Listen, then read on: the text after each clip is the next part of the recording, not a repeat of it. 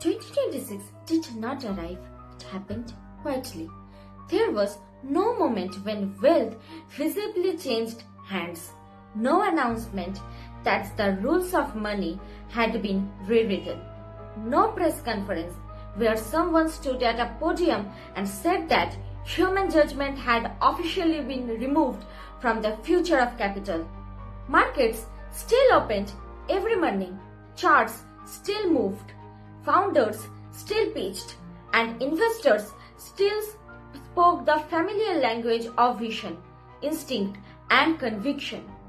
From the outside, nothing appeared different, but underneath those rituals, something subtle and irreversible took place. Capital stopped listening to humans in the way it always had. You're watching AIQuickIQ.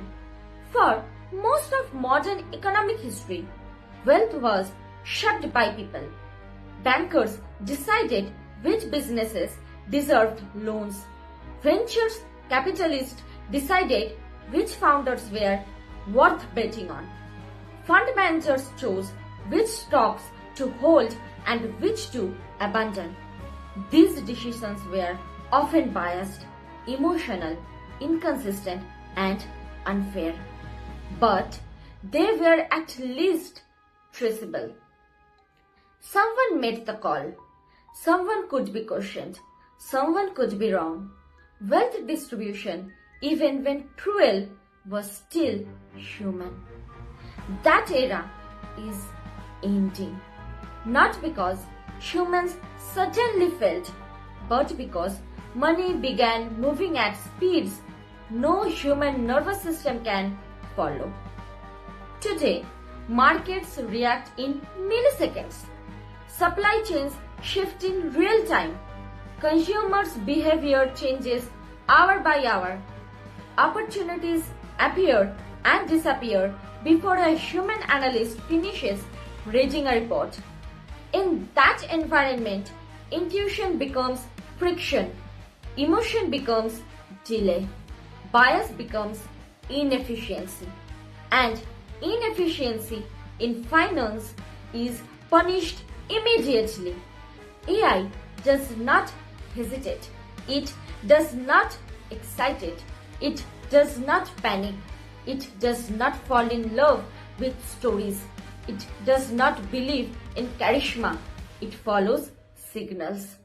Once financial reality becomes fully digitized, transactions, market movements, consumers' behavior, hiring patterns, logistics, sentiment, geopolitical risk, regularity drift, capital allocation stopped being a judgment problem and become a pattern recognition problem. AI systems began scanning reality at a scale humans cannot comprehend, identifying correlations that never appear in quarterly reports or pitch decks. Not because AI is wiser, but because it never gets tired of looking. Already happening quietly. At first, AI entered finance as an assistant. It flagged anomalies. It suggested trades. It modeled risk. Human managers remained in charge. But over time, something predictable happened. AI did not just assist decisions.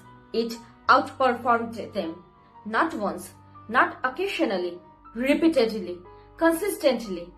And markets do not reward intention or tradition. They reward results. AI-driven funds are not guessing. They are not reacting. They are shaping reality itself. They don't ask which startup sounds inspiring. They ask which combination of variables statistically predicts dominance. Founder behavior, hiring velocity, burn efficiency, network effects, user retention curves, market timing, supply chain resilience, political exposure, regularity probability. AI does not evaluate dreams, it evaluates trajectories. Once that approach started winning, Humans stepped back, not loudly, not officially, functionally. Oversight remained on paper, but decision weight shifted. AI suggestions stopped being inputs and started becoming defaults. Humans stopped arguing because arguing meant underperforming, and underperformance in capital markets is unforgivable. Nobody warned you that wealth distribution would become automated. When AI controls capital allocation, it does not merely pick stocks or startups. It decides which ideas get oxygen long enough to mature, which founders get second chances, which regions received sustained investment, which industries accelerate and which quietly wither. These decisions compound slowly and invisibly. Small advantages today become massive disparities a decade later. AI does not create inequality intentionally. It optimizes efficiency. Inequality is a side effect of optimization. This creates a self-reinforcing loop. Startups selected by AI grow faster because they receive capital earlier. Their success feeds back into the data.